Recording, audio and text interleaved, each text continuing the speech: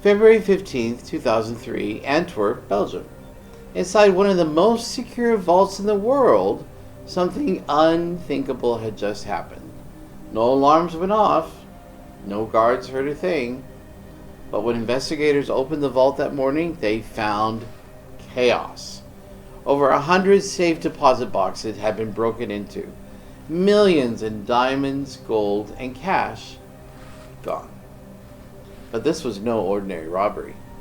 This was the Antwerp Diamond Heist, one of the most sophisticated crimes in history. And all behind it was one man, Leonardo Norbataro. I may have said his name wrong, so I apologize.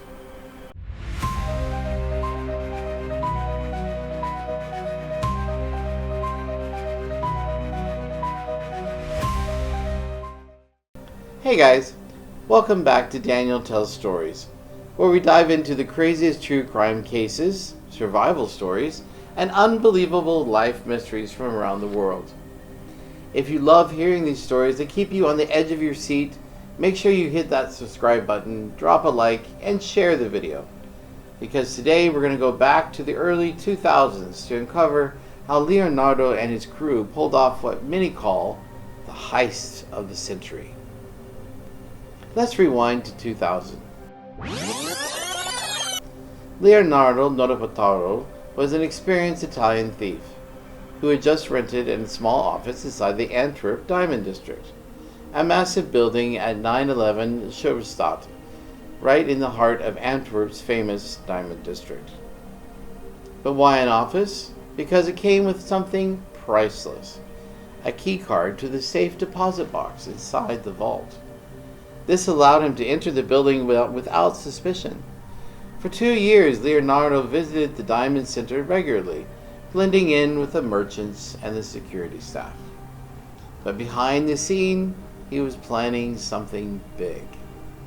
He and his crew, his legendary team, known as La Scuola di Torino, or the School of Turin, started their surveillance. They installed tiny hidden cameras above the vault door, cleverly disguised so no one would notice. The camera recorded the guards every time they opened the vault, capturing the combination dial as they entered the code. The footage was then sent to a hidden recorded device stored inside a fire extinguisher. That was the one move that gave them the vault combination without anybody realizing. Sounds like a movie, right? But this was only one piece of the puzzle. The vault itself was considered impenetrable.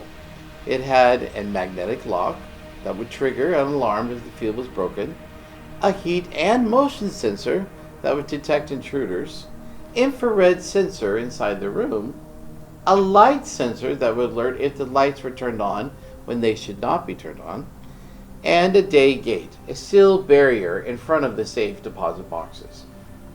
Leonardo spent years figuring out how to beat all this.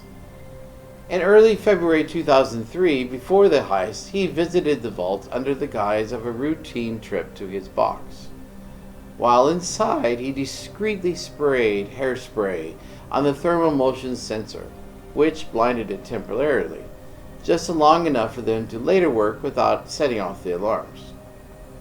Then, when the system was off during the weekday, the crew carefully loosened all the screws on the magnetic lock plates and taped them into place, so that the magnetic field still stayed intact. On the night of the robbery, they then used a custom aluminum plate to keep the field active, so as they opened the door, fooling the alarm system completely. Now, let's fast forward to the night of February 15th, 2003. Leonardo and his team, Speedy, the Monster, the Genius, and the King of Keys made their move. They arrived late at night, bypassing the cameras, and entered the vault area. They used recorded combination, a special custom-built two-part key, to unlock the vault door. They switched off the lights and pried open the day gate with a crowbar. To block the infrared sensor, they secured polystyrene shield in front of it, hiding their body heat.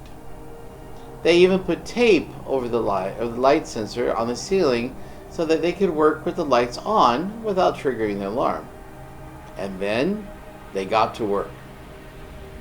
Inside were 189 safe deposit boxes. Each had a unique key lock and a 3-letter combination lock on top of that. But the crew came prepared, using a hand-cranked drilling device to silently open box after box after box after box. And by the end, they had opened 109 boxes, taking millions in loot. Estimates vary, but reports claim they had around $100 million worth of diamonds, gold, cash, and other jewelry that was stolen, making it one of the largest diamond robberies in history. And just like that, they were gone. But what happens next is what brought them down. After the heist, Leonardo returned to his apartment in Antwerp. The next day, his friend Pietro Tavano, aka Speedy, drove to a wooded area near the E19 motorway between Antwerp and Brussels, and they dumped bags of trash from their safe house. On February 16th, just one day after the heist, a farmer named August Van Camp found the trash and called the police. Inside were the receipts of Antwerp, the videotapes from the vault camera, the plastic gloves, and even a half-eaten salami sandwich. The DNA from that sandwich linked directly to Leonardo Notarbartolo. On February 21st, 2003, just 6 days later after the heist, Leonardo was arrested when he returned to the Diamond District as if nothing had happened. In 2005, he was sentenced to 10 years in prison. His crew also got prison time. Tavano, Danielmligon, and Fanoto each got 5 years. Leonardo was released on parole in 2009, but violated the terms by failing to compensate the victims. In 2013, he was arrested again at Charles de Gaulle Airport and served the rest of his sentence until 2017. Even after all these years, Leonardo insists the job was an inside setup. In a 2009 Wired magazine interview, he claimed that the diamond dealer hired them to do it as part of an insurance scam, saying they only got away with about 18 million euros worth of loot. But investigators don't buy that story.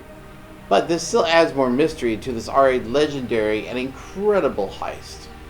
So what do you think? Was this a perfect crime that fell apart over a sandwich? Or was it a clever job meant to scam the insurance companies?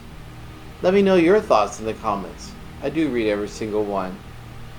And if you enjoyed this deep dive into the Antwerp Diamond Heist, hit that like button, share this video with your friends, and subscribe to Daniel Tells Stories for more wild true crime cases and unbelievable life stories from around the world.